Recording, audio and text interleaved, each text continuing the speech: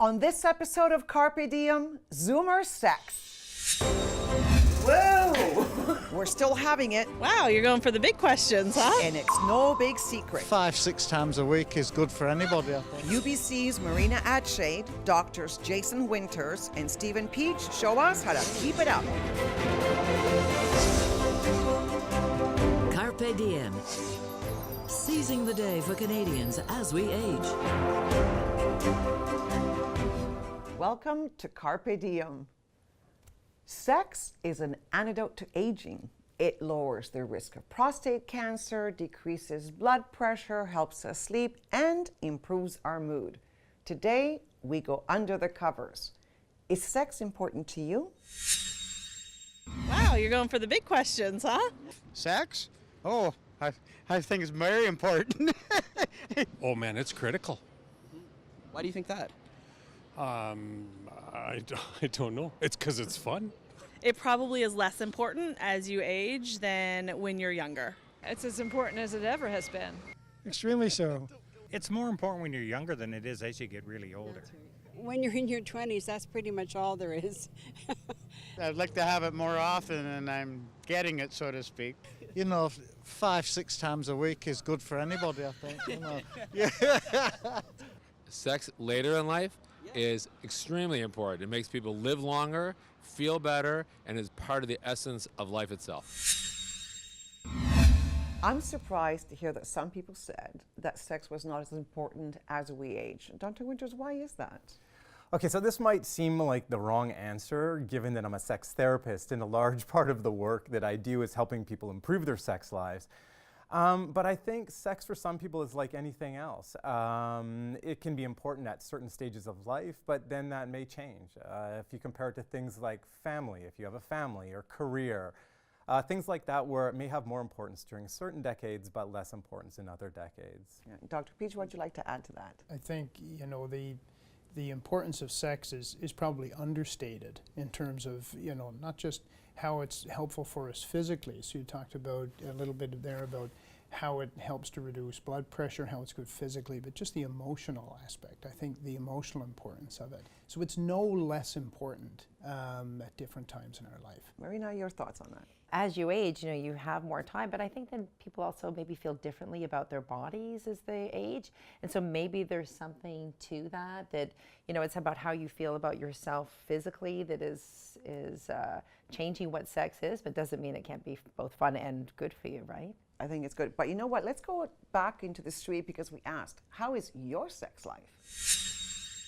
It gets better in some ways, but I'm older, and so there's issues that come with aging. We eat well and exercise a lot, and so no differences. I'm 69, but I haven't had any complaints. Not as physical, I guess, depending on how physical you were when you were younger. I think we've got it covered. So, Dr. Peach, how does our sex drive change as we age? Across the board, we might say that naturally as we age, because of some of the challenges that our body faces as we age, then you may say in general there's a drop in sex drive, but that's a very individual thing. I think for some people their sex drive actually increases as they age. It could be because there's more time. So because there's more time to be intimate, there's more time to spend on you know, really truly being present with your partner. And also with yourself, like giving yourself the time to explore. I think that speaks to a really important distinction, and that's the difference between sex drive and the desire for sex, which are two different but related things. So I typically think of sex drive as that physiological drive state, much like being hungry, that state of tension in that you want to have some sort of sexual experience. But the desire for sex doesn't necessarily need to flow from that. As a matter of fact, many times it doesn't. So to get to your point, which I think is a really good point, I think changes in life related to creating opportunities or having opportunities to sexually reconnect can increase a desire for sex, regardless of whether or not that sex drive is still as strong as it once was. And I think what people often find is once they start re-engaging in sex and they're having good sex, the drive actually gets stronger. In other words, there's more physiological drive to have sex that flows from those positive experiences. Use it or lose it. Yeah. Absolutely.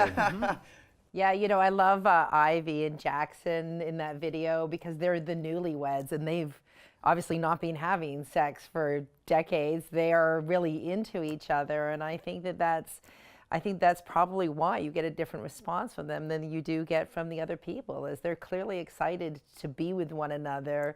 They're still learning about one another. And I think that's probably what is creating the differences in perception between the people that you talk to on the street. She was exuberant, to say the least.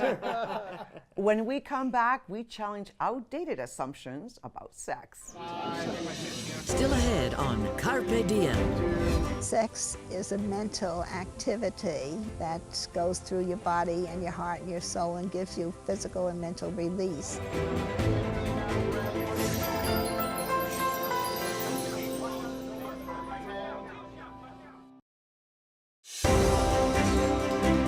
Carpe Diem. Seizing the day for Canadians as we age. We learn about sex early in life, but do we keep learning as we age? Sexual abilities and desires change just like our bodies.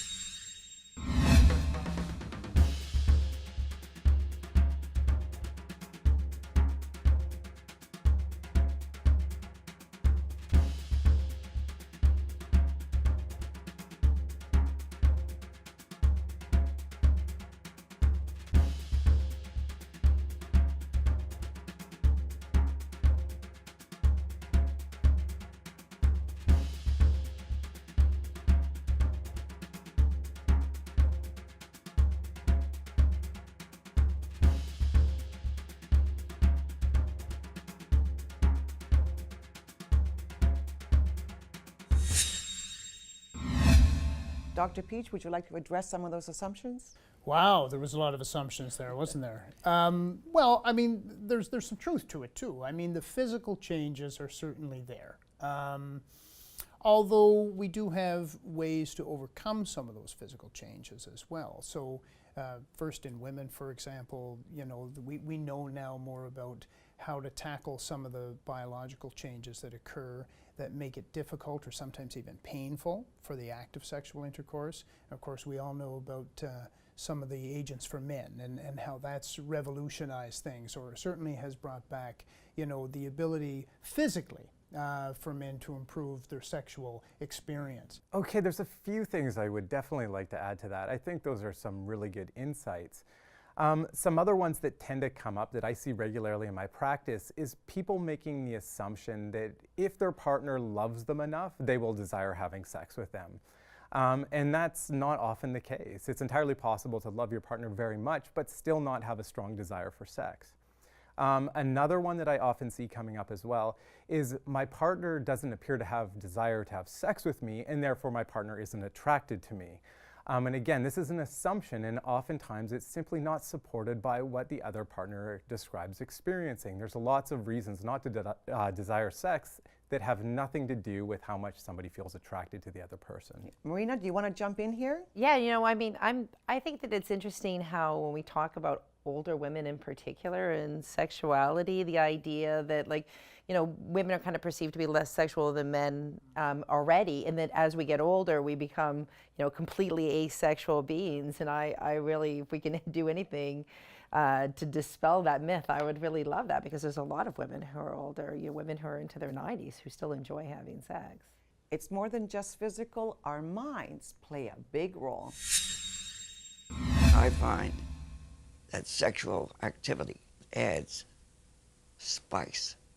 I really feel it keeps me more alive, more vital. Well, sex is a universal experience, and it certainly enhances our relationship. Sex is a mental activity, and if you have a strong mental view about sex and what the outcome is, and you're looking forward to a good culmination of the sex act that goes through your body and your heart and your soul and gives you physical and mental release. Marina, Helen said sex was a mental activity. Yeah, I love everything about that. And I think that it really is true. And I think that the people know themselves, you know, how often when they're having sex, what's going on in their own mind and whether or not they're actually present in that moment, or are they worrying about things like, how do I look, how do I feel, how do I smell right now, am I doing this right? And I think that's very, very distracting for people, and it makes it hard for them to enjoy the experience. So this is why so much is being written at the moment about mindfulness and about just being present for sex. And I think that's really what Helen's talking about. And you're nodding in agreement. Absolutely, absolutely. That's the flavor of sex. That's what makes sex fun, is when you're not thinking about other things, when you're fully engaged emotionally, you know, when you're fully mindful, as you say. And yes, that term gets used a lot, but I think it's really applicable here. And you saw those older couples and how they're expressing the joy of it. And you can tell that they're fully into each other, and they're not worried about those superficial things. Yeah, absolutely. Dr. Winters, what would you like to say about that video? The other thing I noticed about that video is nobody was talking about success or failure or performance. They were talking about how much enjoyment and pleasure they were getting out of the experience. And I feel if people were able to focus on that rather than how their bodies look and how their bodies work, and whether or not they can have intercourse and reach orgasm, I think that would take a lot of pressure off people so that they'd be able to enjoy the experiences much more. Yeah, it's true. Well, when we come back, tips, tricks, and some incredible new technologies to spice up our sex life.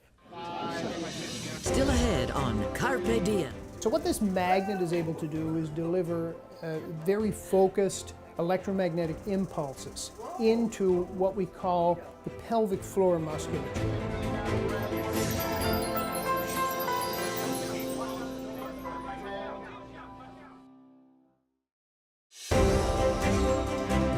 Carpe Diem. Seizing the day for Canadians as we age. Welcome back. What are some of the ways to enhance our sex life? Dr. Winters? The first is try to think of sex like you would any other enjoyable activity that you'd want to share with your partner. If you were going to go on a holiday with your partner, you'd probably talk about it, you'd explore your options, you'd talk about the places that you'd want to go, and you'd make some decisions about how you would approach going on a holiday. And then you'd probably get pretty enthusiastic and excited about it, talking about it beforehand. So if you can think about sex as if it's some other enjoyable activity and apply those same rules to it, I think you're going to see that you're going to have a lot more enjoyment, pleasure, and desire to do that. Marina, quickly touch upon sex education for Zoomers. I've been saying this for years. You know, Yeah. we have sex education when we were 15 years old. And for a lot of us, that was a long time ago, and things have changed.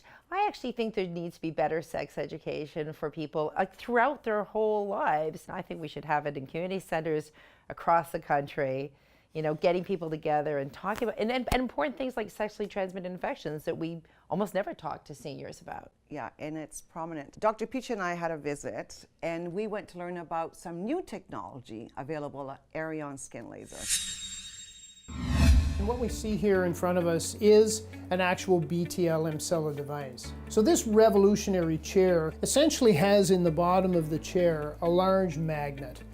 So what this magnet is able to do is deliver very focused electromagnetic impulses into what we call the pelvic floor musculature. Well, there's a very, very important application medically in terms of the treatment of incontinence. But here's the good news, or here's the fun side of it. We realized fairly quickly that women primarily were coming back saying, I'm getting more sexual pleasure, I'm getting more sensation during sexual intercourse. Julie is sitting here fully clothed. You don't have to do anything to prepare with this machine. You just have to make sure that you're sitting comfortably as she is, and the machine does all the work. How has the treatment been for you so far? How have you tolerated treatments that you've had so far?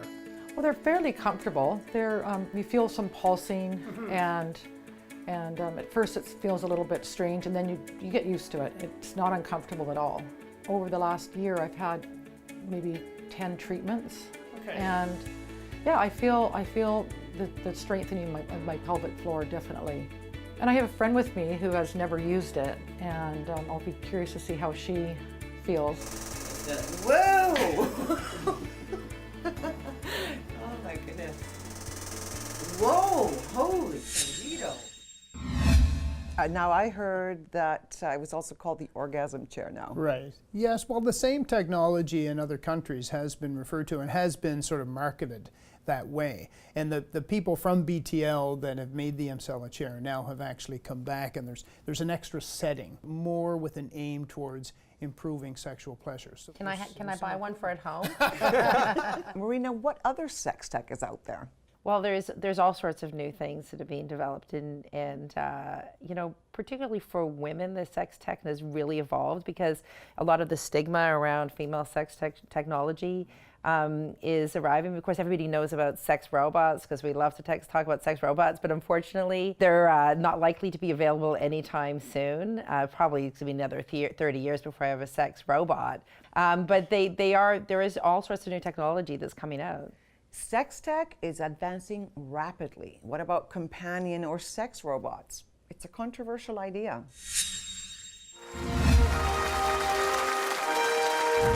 So we're going to stage a debate.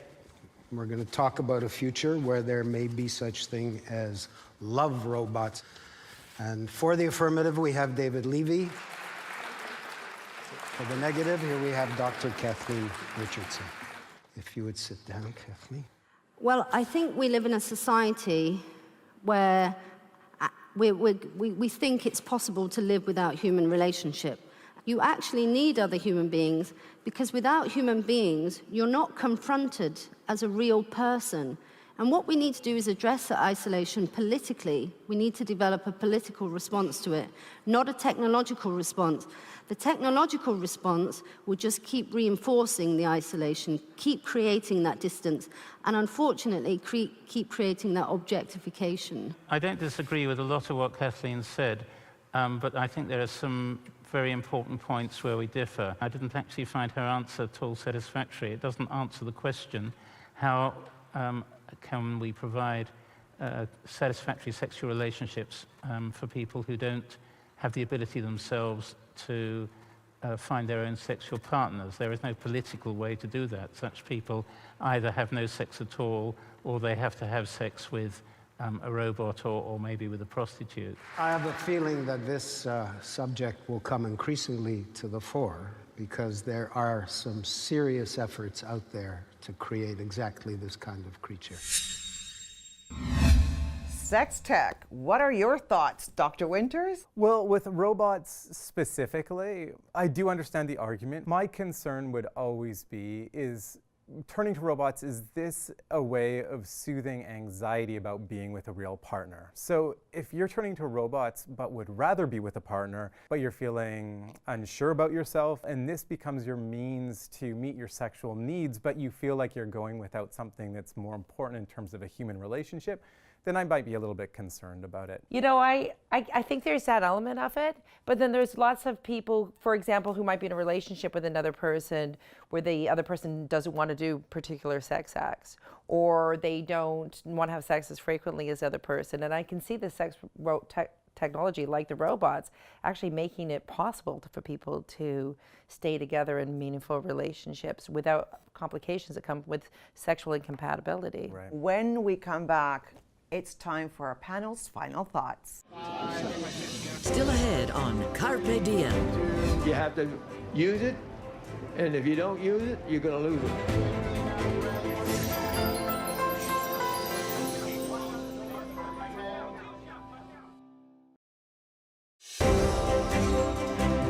Carpe Diem. Seizing the day for Canadians as we age. It's now time to go around the table for our panel's final thoughts. And Dr. Peach, why don't we start with you? Two things I'd like to say, you know, and the first is put a plug in for physical exercise and staying physically active and physically fit and diet. Those things are still very important to improve the experience.